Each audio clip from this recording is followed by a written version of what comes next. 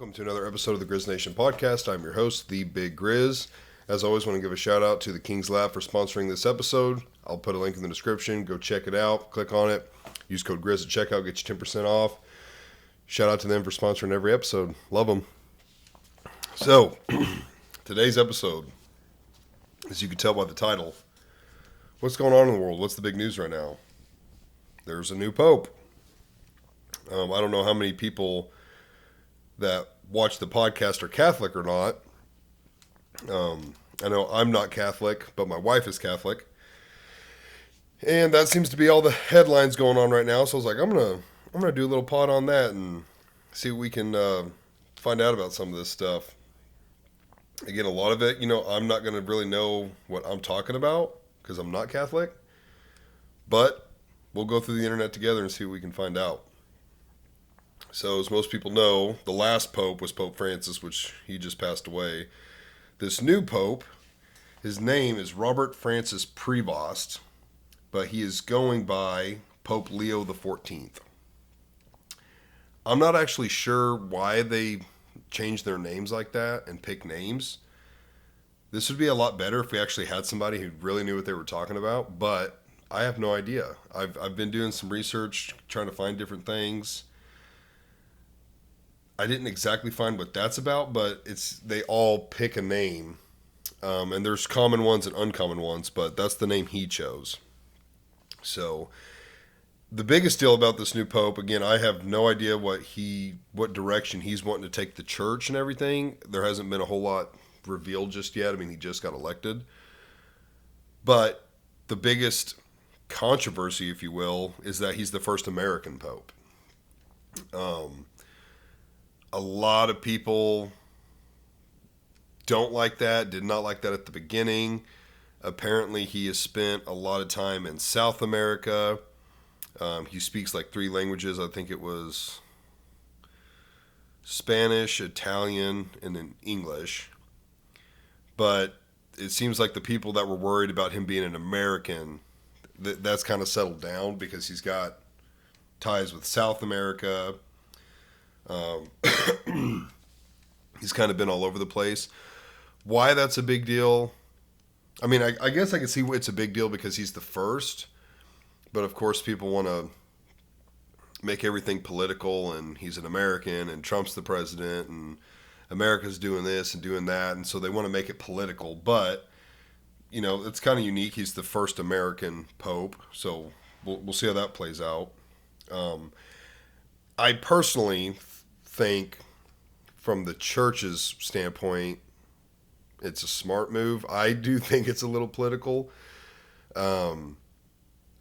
Since Trump is in office and America has kind of taken these big steps to kind of take back what is ours and be more dominant in the world, I think it makes sense to have an American pope, someone who you could, maybe slide in and have ties with America more and ties with the president and have a better relationship. I kind of think that's why it happened. I mean, what are the odds that they pick their very first American pope while we have Trump in office and we're doing all these tariff deals and, trying to bring jobs back. And I don't know. I feel like there's definitely some underlying political things with picking him. Could not be, but that's how I look at it. But he is 69, and like I said, the 267th person to be pope. We're going to get into some Pope Francis stuff as well, but I found this page that has some cool facts about popes in general, I guess. So what I said about common names and uncommon names, I'm not going to go over all of them because there's, 24, but most of the common ones that are picked are John at 21, Gregory at 16, Benedict at 15, Clement at 14, Innocent at 13, Leo at 14, and Prius at 12. So for whatever reason, those are popular names. I don't know if these are names of I really don't know where these are coming from. Obviously, previous popes are taking these names, and therefore that's why those are common. Popes in the past took those names, but Where that comes from, I really have no idea. The length of the mourning period is 9 days.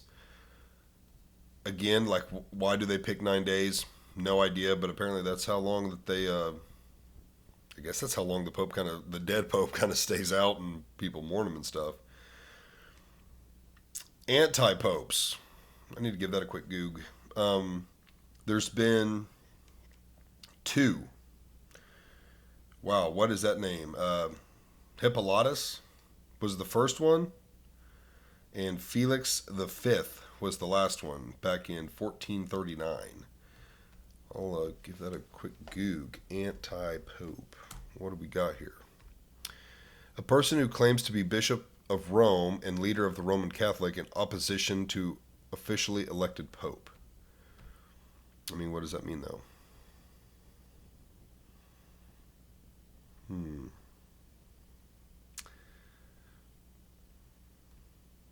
There's a lot to read here. I don't know, but apparently they've had at least two. This is saying maybe even more, but there's been at least two. We'll go with two. Again, if you know what that means, comment, because I'm kind of curious. Then it's even got it broke down to where most of the popes have come from. So this shows you how many come from Europe. Italy alone has over 200. Rome specifically has over 80. France at 16, Germany at 6, Syria at 6, Greece 4, Turkey 3, Croatia 2, Africa 2, Portugal 2, Spain 2, Argentina, England, Jerusalem, Netherlands, Poland, and now the United States all at 1. So most of them are, coming from Italy. It looks like, 95% come from there. Why? Don't really know. I don't know. I don't know if anyone really knows how their election process goes. I don't think that's like public knowledge. The cardinals gather, and I think they pretty much stay gathered until they elect one, and nobody really knows how that goes, to my knowledge.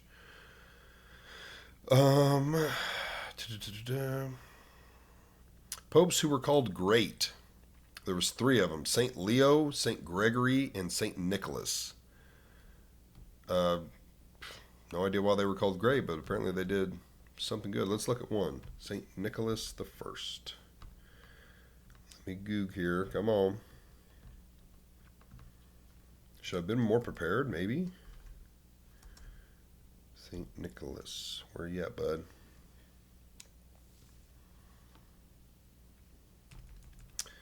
Saint Nicholas Church pop up. Saint Nicholas Pope. Let's try that.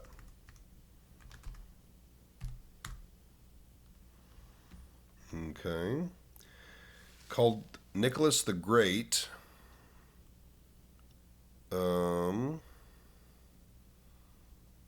Looks like he was elected in 858.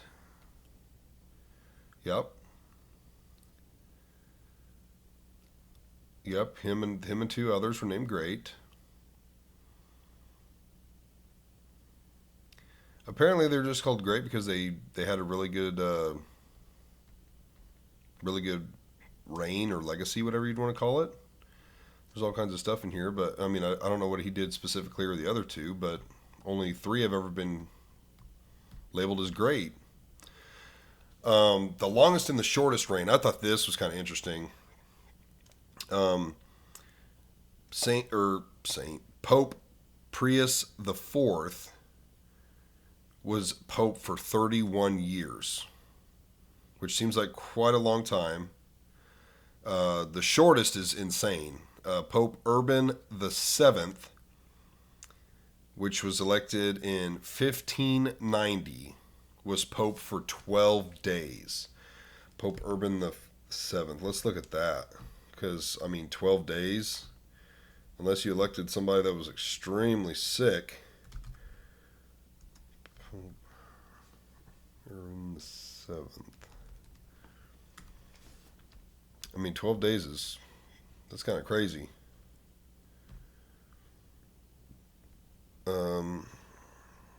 September 15th to September 27th. Let's see. Yep, he died of malaria. after 12 days in office.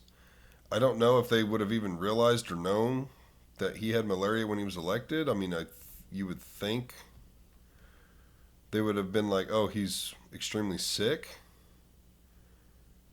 But that's very interesting. 12 days, not a very long time. The oldest pope ever elected, Gregory the Seventh, was 81 years old when elected. And he lived to be, it looks like, about 90. So he had about 9 years. And then the youngest pope ever elected, John the Seventh, was 18. And looks like he was only pope for 9 years. Let's look why he was pope for 9 years. John the Seventh. Because again, at 18, that's pretty young. I already forgot his name. John the Seventh. John V11. You got to know your V11 VII. Got to know your Roman numerals, folks.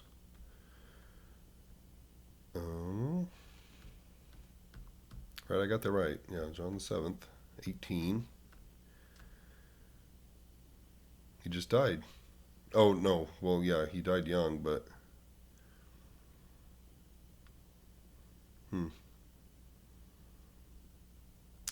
it's not saying exactly why he was. I guess they didn't really find it that important to say why he was elected at 18, but yeah, that's pretty young. Of course, I mean we've never seen one that young in modern times, so why back then I don't know. Number of popes made saints, 80. 80 of them have been termed a saint afterwards. They recognize Peter, the apostle, to be the first pope. I don't know from a Christian standpoint how they got that like he was the pope. Um, Christians don't recognize the pope. We don't have a figure like that. I mean, our figure like that would just be Christ himself as far as the head of the church. So I don't know how or why they determined Peter was the first pope. I don't, was again from the biblical standpoint, from a Christian standpoint, I don't recall in the Bible Peter being like, hey, I'm Pope number one. So I have no idea where that all comes from. It'd be interesting to talk with maybe Father Paul about that and see what he has to say. And apparently they have a whole bunch of titles. I'm not going to go through it, but like besides Pope, there's all kinds of titles that they have as well, which I had no idea. But that's just some facts about the popes. Let's see, I think we covered the new pope. So, with all that being said, it'll be interesting to see the direction the new pope takes the church. There was a lot of controversy with the last pope. Again, as a Christian, like we don't really relate to the pope. It's not over our church or anything, but obviously they have power and pull, and they dictate Catholicism and Catholic beliefs, which all intermingle. And he had a lot of controversy around his term, if you will. I don't know what they call it. So I've got some stuff pulled up here that we're gonna run through. And I mean, there is some talk about abuse and things like that. So this episode will definitely be deemed like not for children and stuff. But when it comes to abortion for the Catholic Church has always been like an absolute no-no. That along with contraceptions, which I think we'll get into in a minute. But abortion has always been a huge no-no. After reading through this, I think he pretty much upheld that to probably, let's see, I think he pretty much upheld it to the full extent.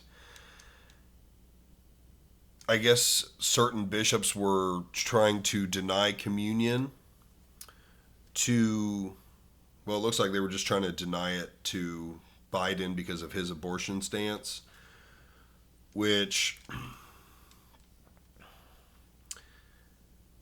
man, that's a tough one. if that's your stance, in my opinion, you probably shouldn't be taking communion. Like, you should recognize that you shouldn't take communion.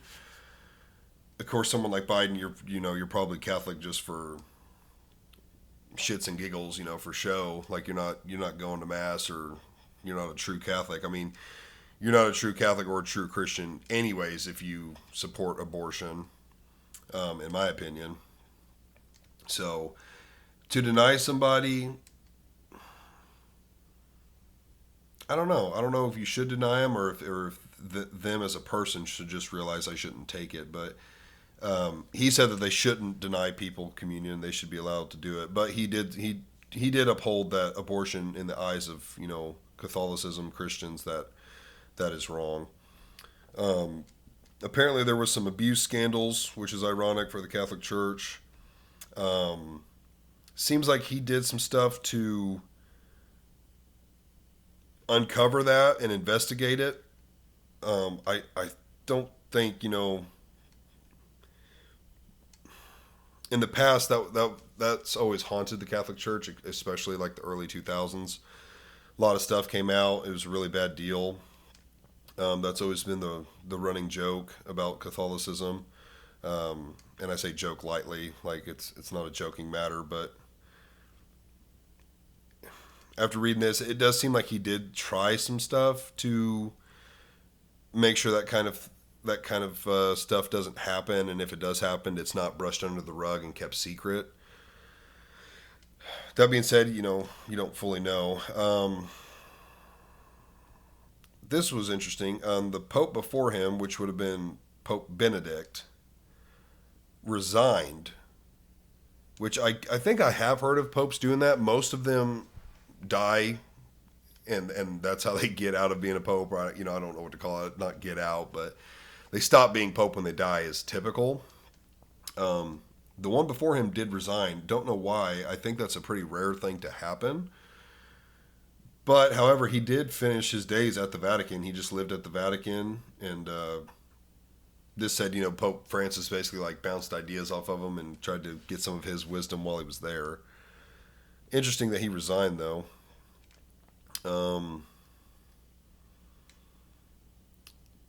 Talks about capitalism. From what I've read, he was very simple. Pope Francis was very simple. I think I even read something about like they do have a salary as the Pope, and he like turned his away and didn't take any of the money and stuff like that. So, I mean that's normally a sign of doing pretty good. I think. What does this say here? He called for a universal basic income. Again, that's not always a good thing. Yeah, I mean, it's not a good thing if you're just giving people money. So, it'd be interesting to know exactly what his thoughts were on that. But giving people stuff isn't the thing either. Celibacy. This is an interesting one in the Catholic Church, in my opinion. I don't know why they do it. I'll just read it's pretty short. Francis upheld celibacy for Latin Rite priests, even after bishops from the Amazon asked him to make an exception to allow married priests to address a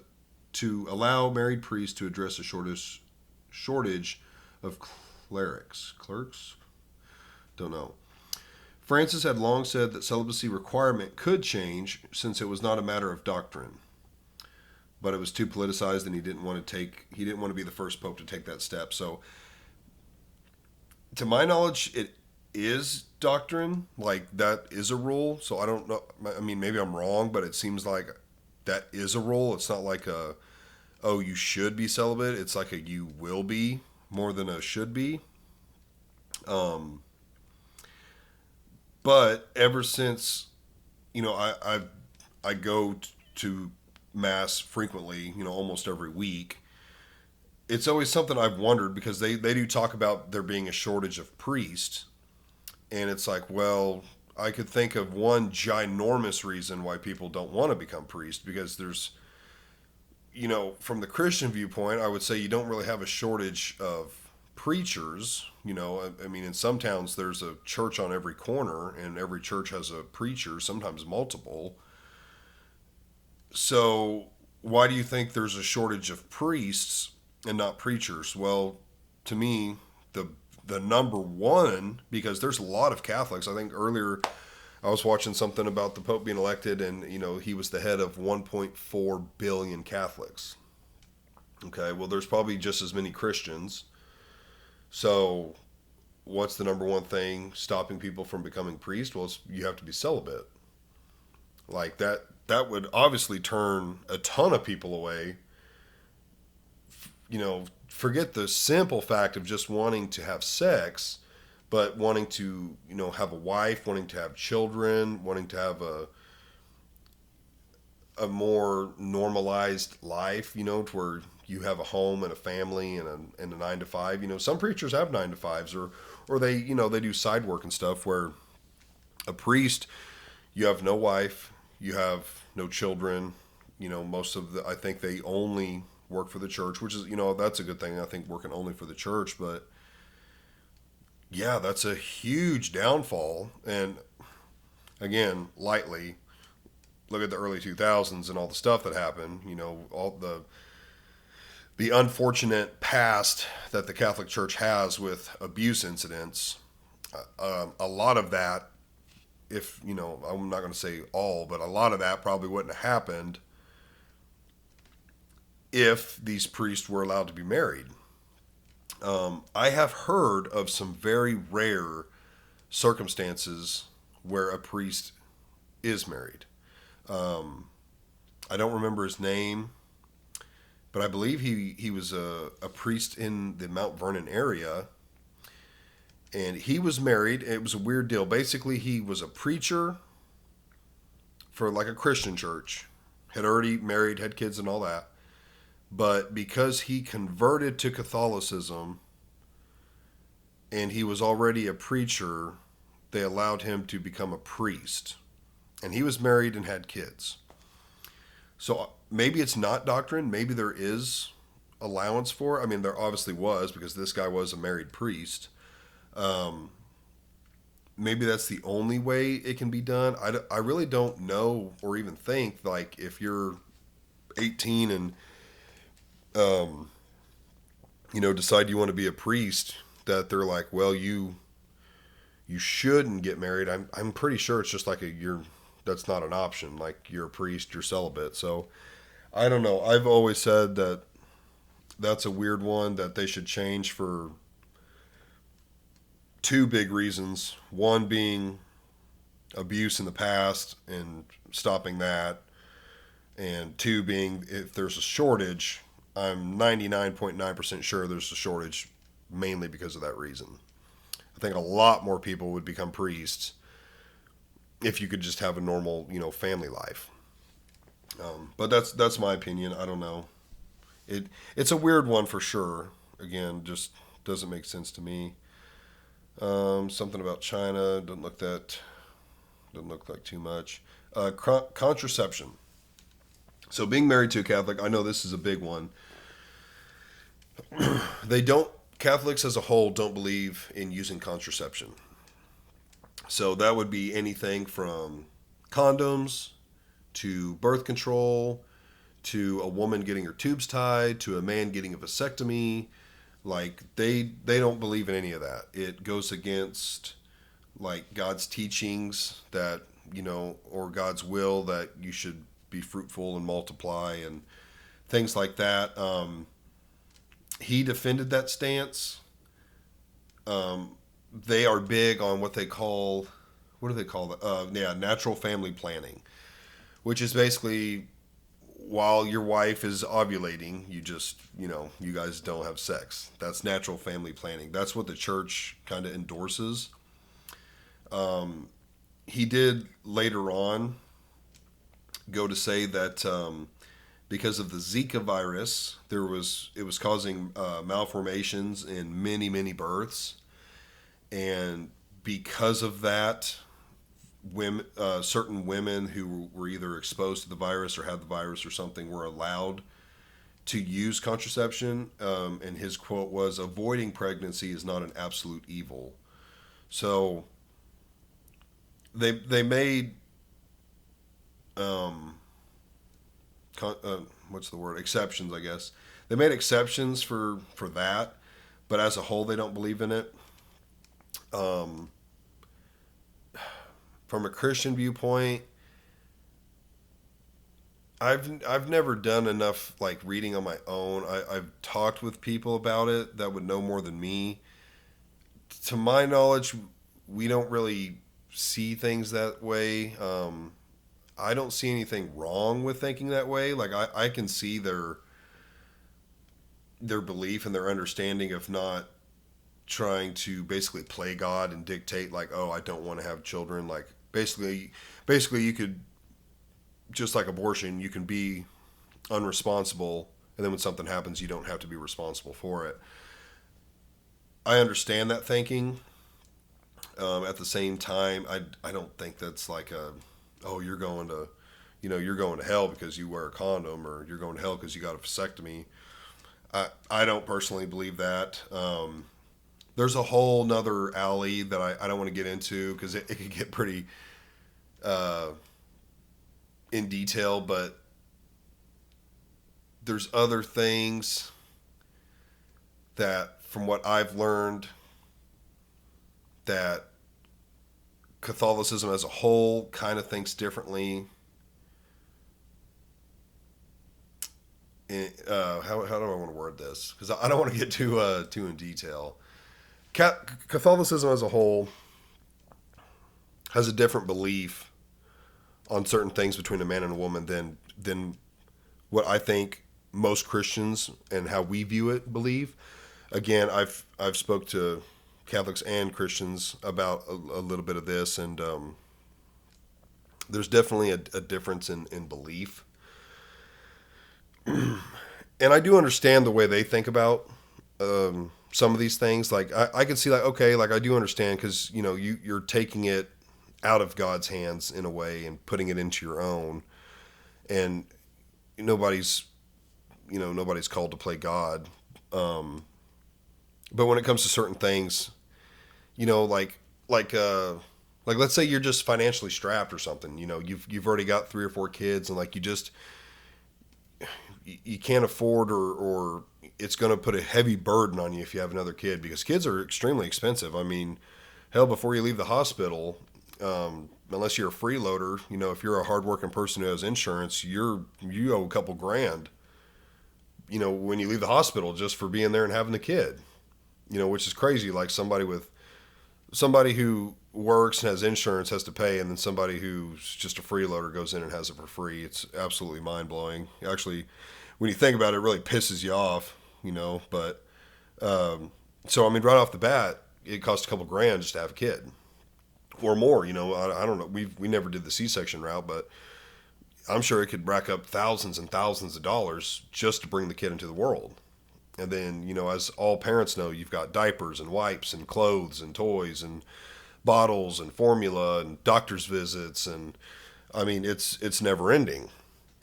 And so I could see, if you're financially strapped, or you live in a 2-bedroom house and you've already got 2 kids sharing a room, and it's like, we can't afford to get a bigger house, we can't afford to have a third kid and need another bedroom. What are we going to do?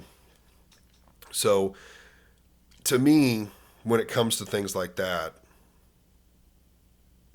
you're almost being more humane, thinking about the future and your kids, and because a lot of people, it's like, hey, financially, it's like we want to have only 3 kids, because it's like we know we can provide a good life for those 3 kids, versus you had 5 or 6 kids, and it's like, okay, now we're not that there's anything wrong with, hand-me-downs, or I mean, we do hand-me-downs, but you know what I'm saying? Like, it's like, okay, well, now we have 5 or 6 kids, they're not going to get the Adidas shoes, they're going to get the, off-brand shoes. And again, there's nothing wrong with that. I'm just using examples. But if you have an idea of what life you want to provide your kids, the next thing you know, you have way more kids than you intended, it's like, oh, we're going to have to start cutting back on things because there's, instead of 2 baseball mitts, we're buying 5 baseball mitts, stuff like that. So I get why they put an importance on it from a religious viewpoint of, leaving it up to God type of thing. You're also not leaving it up to God when you tell somebody, oh, if your wife's ovulating, don't have sex with her. So it's kind of contradicting, because yeah, you're not playing it totally safe. Like a vasectomy is, 95% safe or 99, whatever it is, or a woman getting her tubes tied. Like that's obviously very safe as far as not getting pregnant versus, oh, just, do natural family planning. Cause that, hell, you could get your dates wrong. Heat of the moment, you don't care in the heat of the moment. And then 2 weeks later, you're like, oh shit, now I do care. So again, interesting um, interesting topic for the church, but I understand it. COVID-19. I didn't get this far on what they were talking about that. I think, well, COVID for all churches was a weird time. I don't remember how long we didn't go to church. It was at least a month, maybe 2. I don't think it was longer than that. It very well could have been. I'm pretty sure like they did not open until basically the Vatican, the Pope, like said you can go back. They pretty much followed the government um, regulations when it came to that. So I do remember we didn't go for a minute. They did start having it like Facebook Live, stuff like that. I think they were taking communion, to people, like dropping it off, things like that. I know even when church began, like they didn't. Catholics do actual wine during their communion, which I know some Christians do too, but like they do it from like 1 cup or maybe a couple cups. And so like everybody drinks out of that cup. All they do is wipe the lid. It's actually kind of gross when you think about it. I mean, I don't care about drinking after people. I might, if there's like 500 people in there, I'd probably pass on it if I was like number 300. But I mean, they wipe the lid or the lip of the cup, and that's it. But they didn't bring that back until I'm gonna say roughly like a year ago, and there was just no wine. But so yeah, Christian churches. I wasn't going to Christian churches at the time, so I don't know if any of them or all of them fully obeyed, or if they just some of them. I'm sure some of them just stayed open and kept going. Again, the Vatican has a lot of control over the church, and so their decision was probably made more as a whole.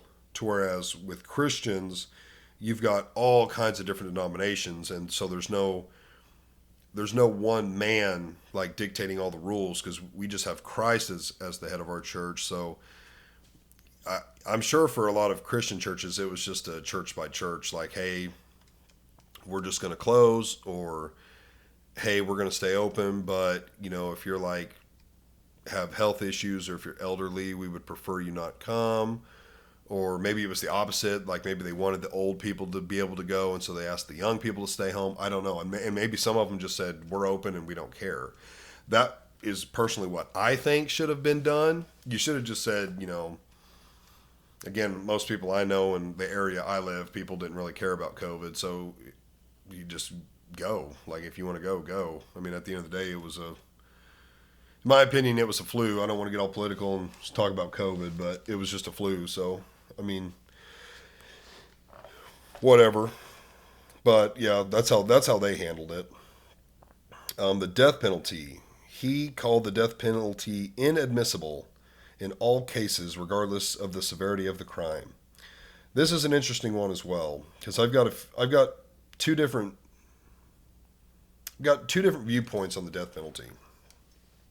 As a Christian, I believe the death penalty is wrong. I don't think it's our call to end someone's life, no matter what they did. And at the end of the day, anybody can be forgiven. It's a hard thing to accept, and it's still confusing, even as a Christian, to really realize that no matter what somebody has done, if they truly have forgiveness in their heart, or they truly ask for forgiveness and they're truly sorry for what they've done, they can be forgiven.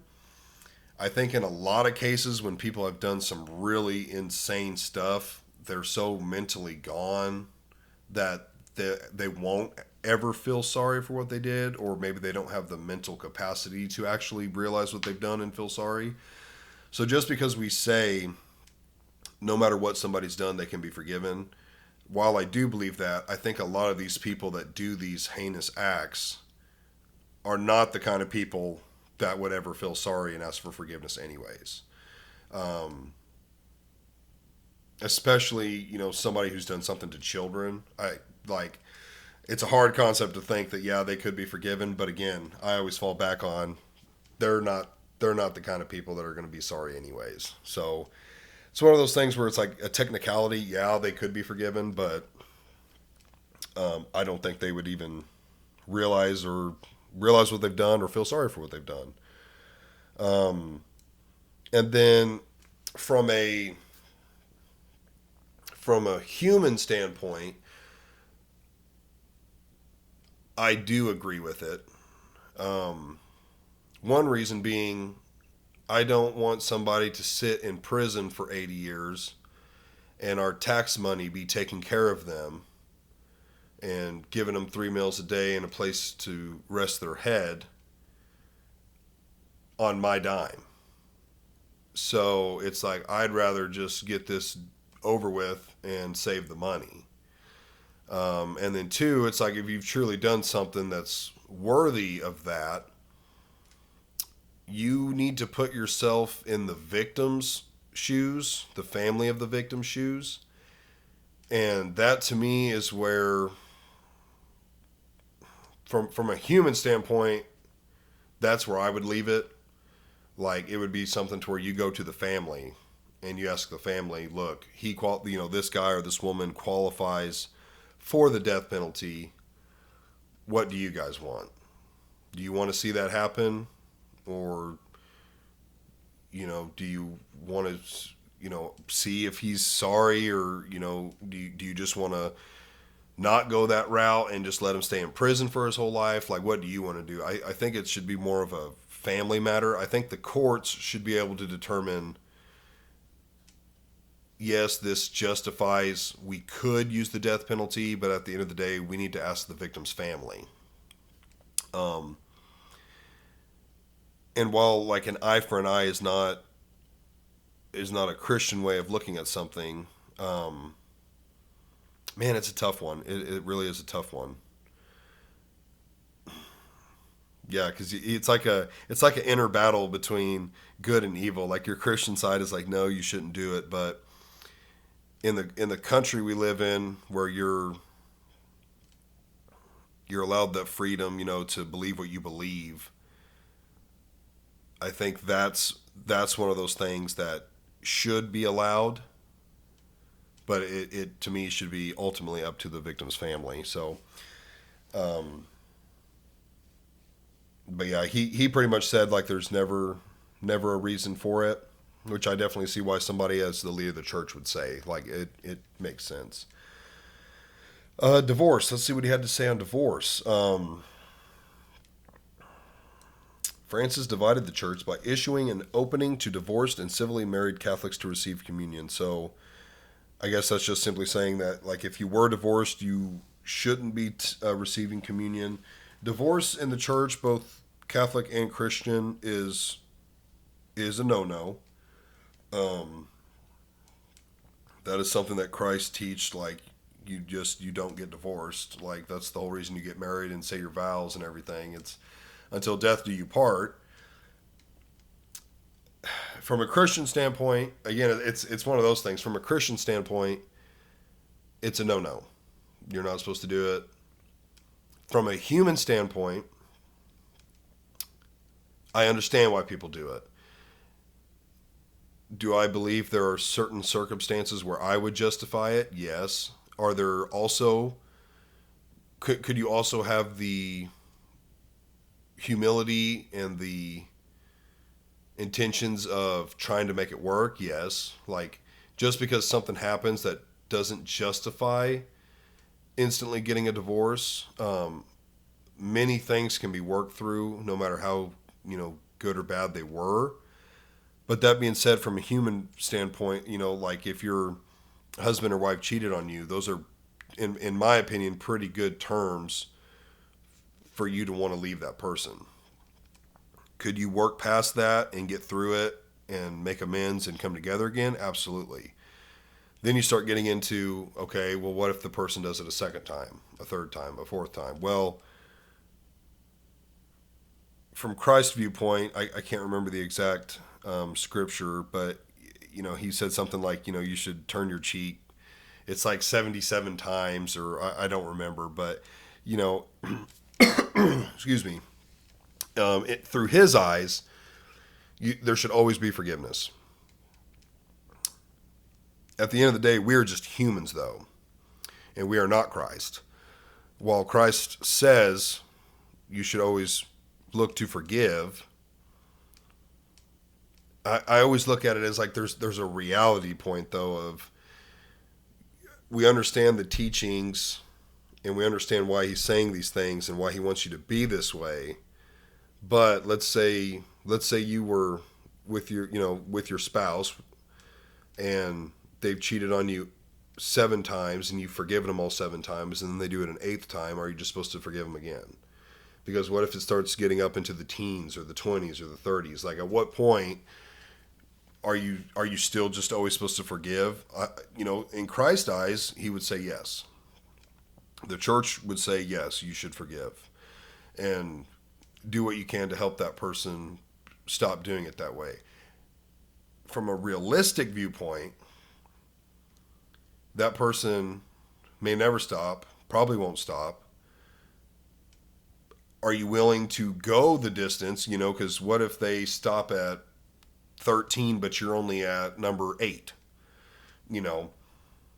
It's one of those things where the church says divorce is wrong. As a Christian, I believe divorce is wrong. Do I understand why people get divorced? Yes. Do I think people, especially nowadays, get divorced too quickly or too easily? Yes. I think he even said this in another something else he was talking about, but basically it's a throwaway culture. We live in a throwaway culture nowadays. I mean, all the way from the products that we use to our marriages. A lot of people are not willing to work through things and fight for each other, fight for themselves. And so at the first hint of something uncomfortable or whatever it might be, it's just like, okay, we're done, and we'll go our separate ways. That's not right either.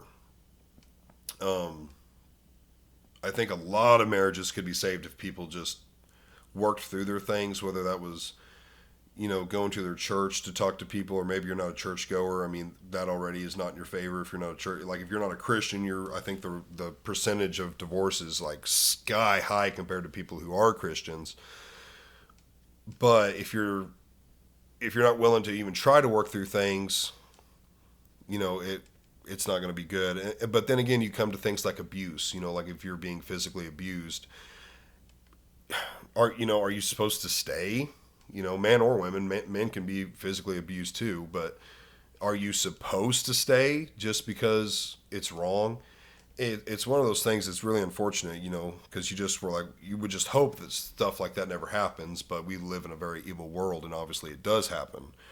So, while I agree with the church, and that's my viewpoint as well, that divorce is bad, at the end of the day, I do understand why people do it, but I think a lot of people they do it because they don't want to have confrontation and face what has been done, and they don't have the heart to forgive. But it's a tough subject. It's definitely a tough one. Environment. What do you do about the environment?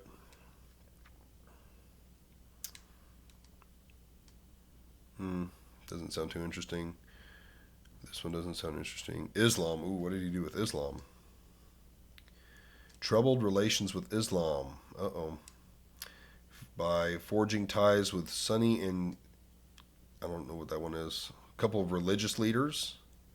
I don't remember ever hearing anything about this. The whole Islam thing is weird. You've got Christians, Muslims, and Jews all like in one place, worshiping not the same thing. I mean, Jews worship God, but they don't recognize Christ. They do, but they don't recognize him as the Son of God. Muslims worship Muhammad, and then Christians worship God in Christ.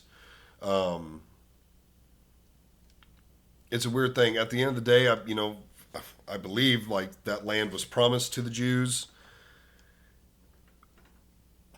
Whether is it theirs and theirs only, I don't know. It's a really weird subject.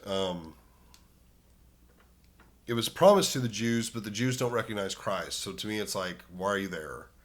But they don't realize their wrongdoing. Muslims, yeah, that's a whole thing of they're totally off the deep end on something else. They just want to be there, I guess, because that's where a lot of them come from. And then Christians, they want to be there because of Christ. So I don't really know what he did to piss people off, but I'm sure that's easy to do.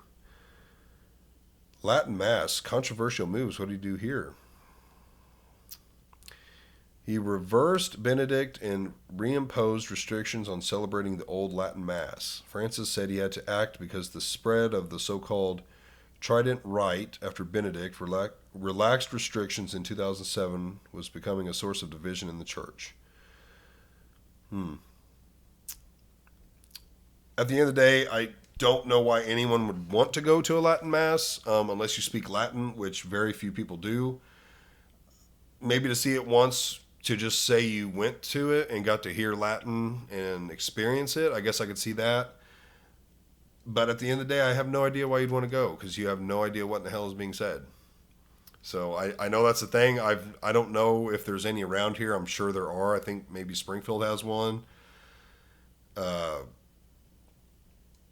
I don't know. I don't know why the hell you'd want to go. I mean, unless you're a priest or heavily, heavily involved in Latin culture or in the church or something, like you're not even going to understand what's being said. So I don't know what his problem was with them, but I don't know why you'd want to go to one anyways. Maybe a one-time thing, but I'm going to save that one for last.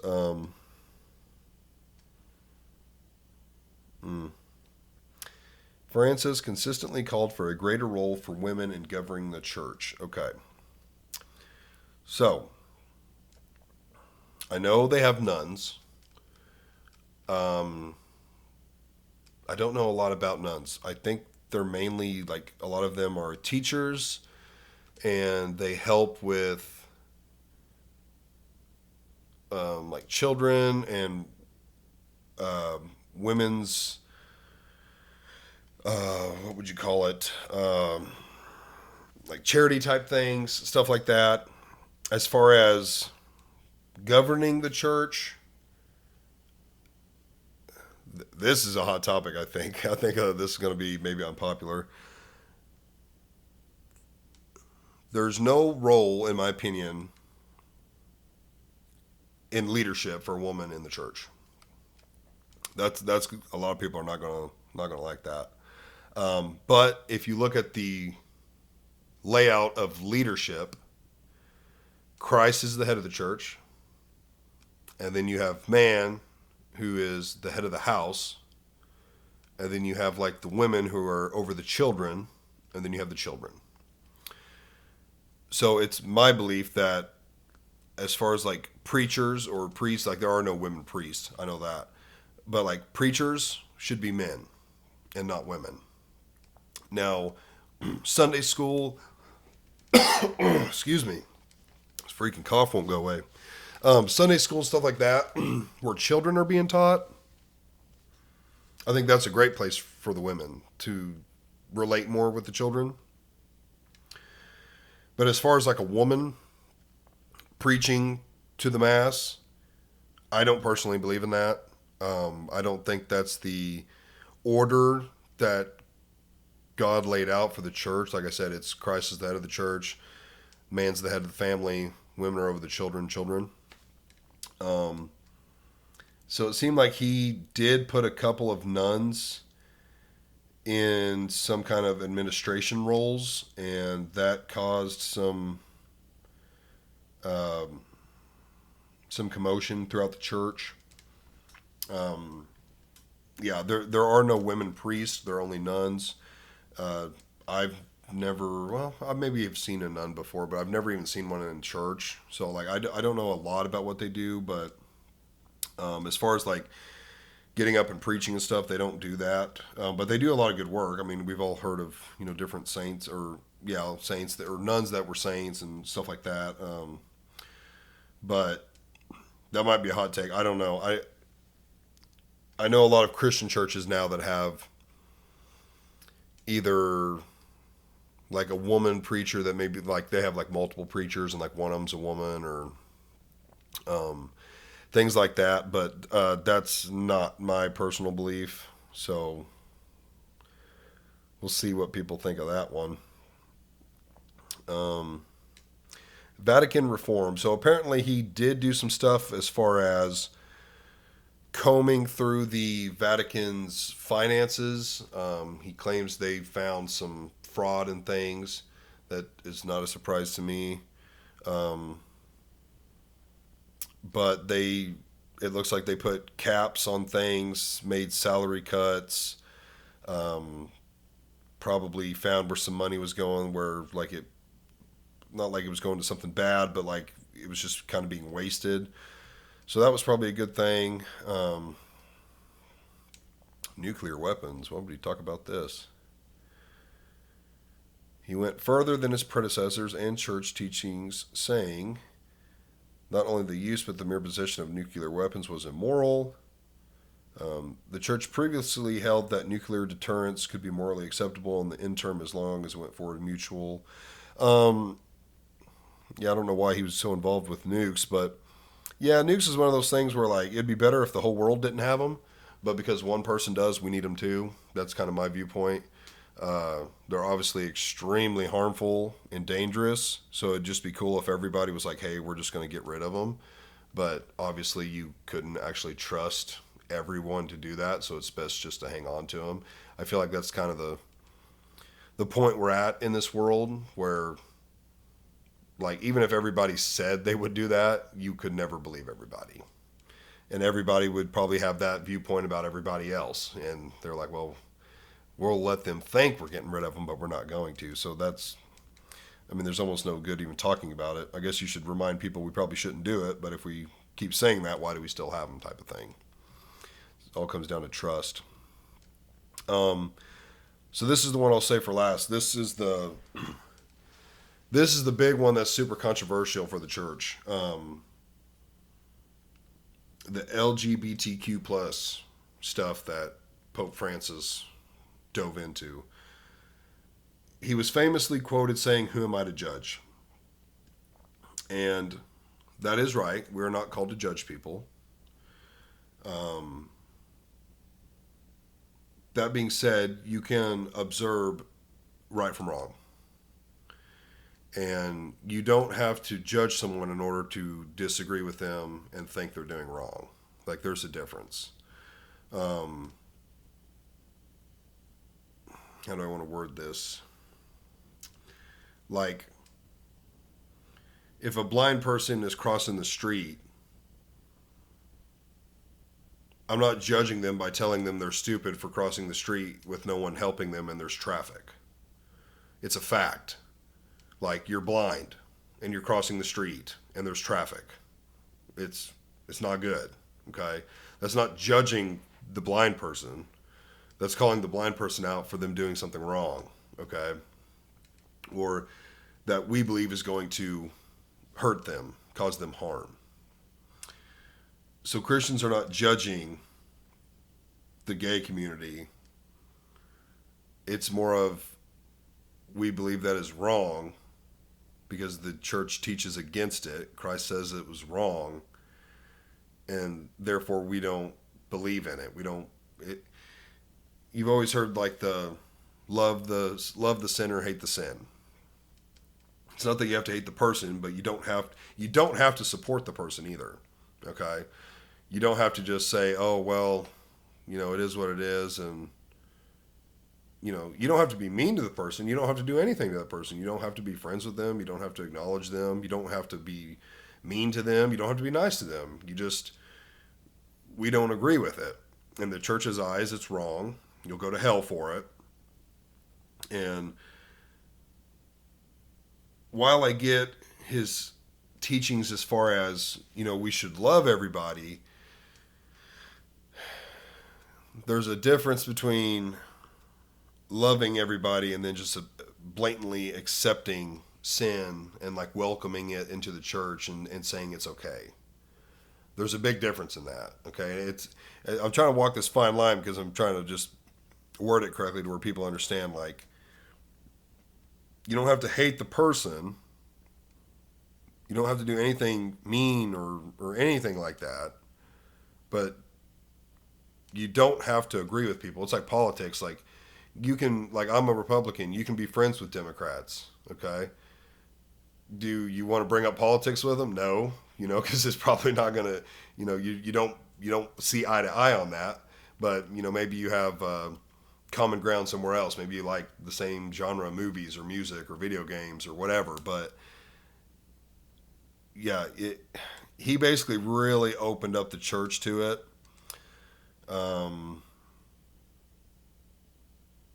There was a lot of controversy with this. I remember when I heard about it, it was like, damn, that is not a good look for the Catholic Church. A lot of true Catholics did not back him saying that. When I say true Catholic, there's Christians and Catholics that are Democrats, which I've always said, like, you can't be a true Christian or Catholic or whatever and be a Democrat. Like, you can't be pro-abortion and claim you're a Christian, But a lot of Catholics were not pleased with how accepting and open he was to all of this. Let me read this real quick. During his, they got some weird words. Pontificate. Catholic would probably know that one. The Vatican reversed himself. Reversed. Yeah, right. Easier. And said transgender people could be baptized, serve as godparents, and witness at weddings, and approve same-sex blessings. Oh my! Wow, he went more left than I thought. But while he met several times with members of the community, Francis didn't change church teachings stating that homosexual acts are, that they're wrong. It's that fine line of being too accepting. Like, again, you don't have to hate the person. You don't have to be mean to them, but damn, you don't have to just bend over backwards. I mean, literally, for them. So, man, I don't know. I didn't realize he went that left. Yeah, that's even worse than I thought. But, so yeah, that was a big one. That was a very big one for the church. It'll be interesting to see where this next pope went or goes.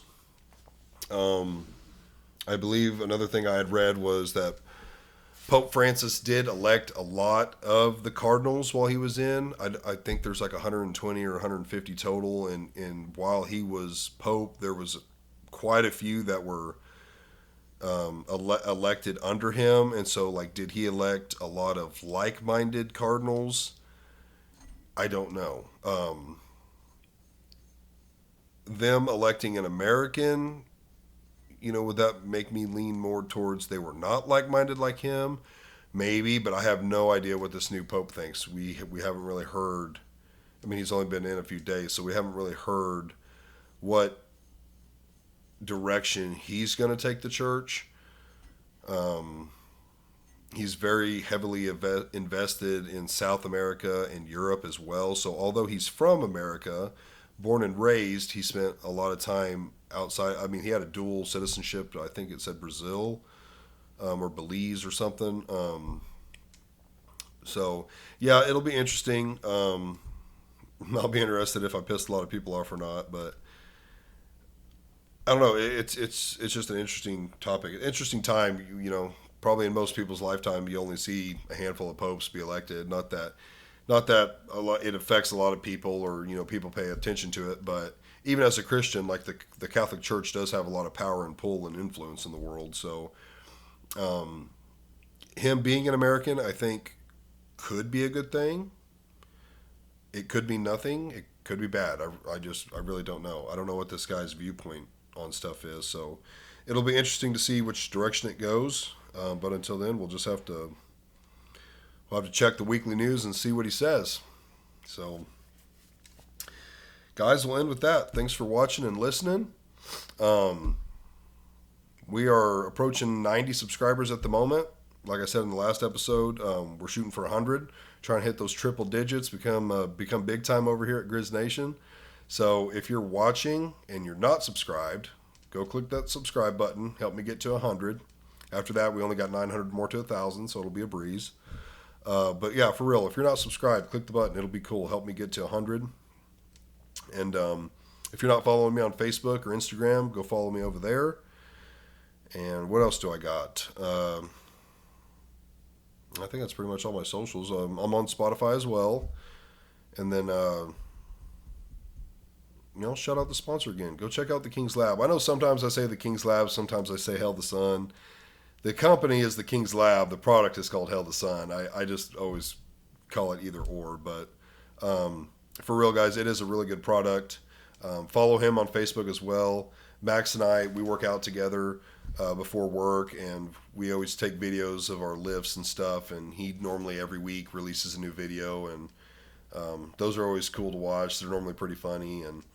But for real, if you haven't tried it yet, if you've been on the fence, if you don't know if you need one or want one, it's not something you just have to take like working out. Like it is ideal for working out. Kind of wakes you up and gets you motivated, gets you going. As far as the actual workout, it makes the pump more intense, makes it better. But even if you're somebody who, maybe you're a slow starter in the morning, takes a lot to get you motivated, or maybe you're drinking multiple Red Bulls a day. Like, this is definitely a healthier option, by far a healthier option actually. So if you're thinking about it, just give it a try. Click the link. I always put the link in the description. Go to his website, use code GRIS at checkout, and get you 10% off. And just give it a try. It really is good stuff. Like I said, it's the only stuff I use. I take it every morning before I work out. Absolutely love the stuff. So, guys, thanks for watching. We'll catch you in the next one. Peace.